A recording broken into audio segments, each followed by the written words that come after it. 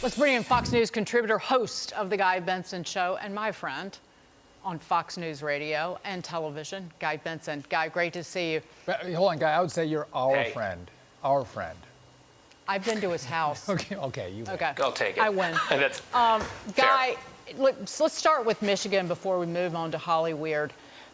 With Michigan, and you have the Congresswoman there talking about the issues, the Democrats need to talk about the issues. They can't, because the issues that matter to the American people and the hardship they're experiencing was directly inflicted upon them by Joe Biden and his comrades. Yep. First of all, Sean, I just want to point out you and Rachel are invited for future reference. Thank you. I think that this is a situation where you have a dichotomy here. And it's one day of optics, but as we get closer and closer to the election, this stuff matters, right? Joe Biden, as you point out, will be off there with his base, raising a bunch of money with Hollywood and the glitterati out in California. Fine, that's part of a campaign. You need to finance your campaign. I think the gigantic money advantage that the Democrats were expecting to have may not be quite as gaping as they had expected because of a few factors that have come into play, and Trump and the Republicans are starting to really ramp this up. But Michigan is where Trump's going to be. It is as tight as it gets in Michigan. Right before we came on the air, I just checked the Real Clear Politics average in the five-way ballot, and it's tied. Not like statistically tied, tied to the decimal point, 42.3% each on average, Trump and Biden. So that could be the key that unlocks this election, this one state. It could be Wisconsin, it could be Pennsylvania, take your pick.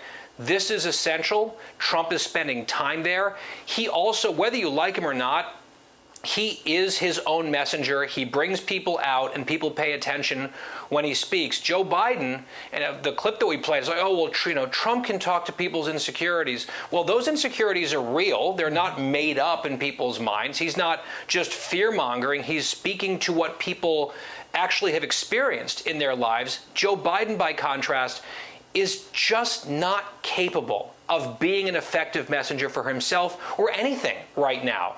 So that, at least on that score, appears to be an advantage for Trump. And I think also when you look at these very tight polls, what really matters in the end is it's not money, it's enthusiasm of the voter. And I think to your point, Guy, Joe Biden does not have the enthusiasm Donald Trump actually does with his voter base. But I do want to move to this because Joe Biden had Hunter on his brain while he was overseas today, finally addressing his son's guilty verdict on camera. I'm extremely proud of my son, Hunter. He has overcome an addiction. He's one of the brightest, most decent men I know.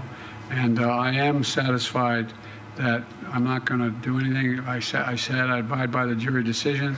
I will do that. One of the most decent men I know. We've seen the video and pictures off the laptop, but he is also the only one thinking about that son of a gun. Somehow the Daily Beast managed to connect the oily man to Jerry Seinfeld, saying he misses dominant masculinity. The columnist went on to write, quote, "The smoking gun in Biden's case was not an actual smoking gun, but a broken laptop left in a repair shop filled with photos of Biden cosplaying what Seinfeld would call a real man." Guy Benson, again, what do you think about this connection of Jerry Seinfeld to Hunter Biden? What?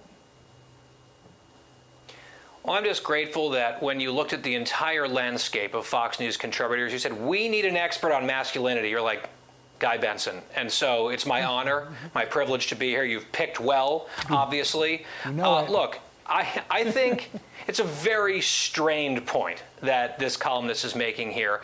I don't think Hunter Biden is what Jerry Seinfeld probably had in mind when he was talking about real or old school masculinity.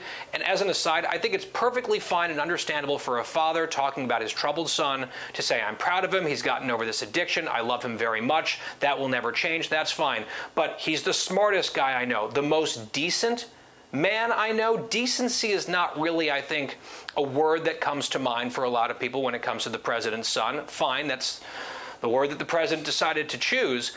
I would argue, and I'm not going to speak for Jerry Seinfeld, he can speak for himself with a giant platform and audience, but I would guess that when he's talking about men being men and embracing masculinity, that doesn't involve fathering children and then ignoring them and fighting in court not to have any support for them financially, because that's what Hunter Biden is doing. Why? Guy Benson, always wonderful to see you. And being a man is being a dad.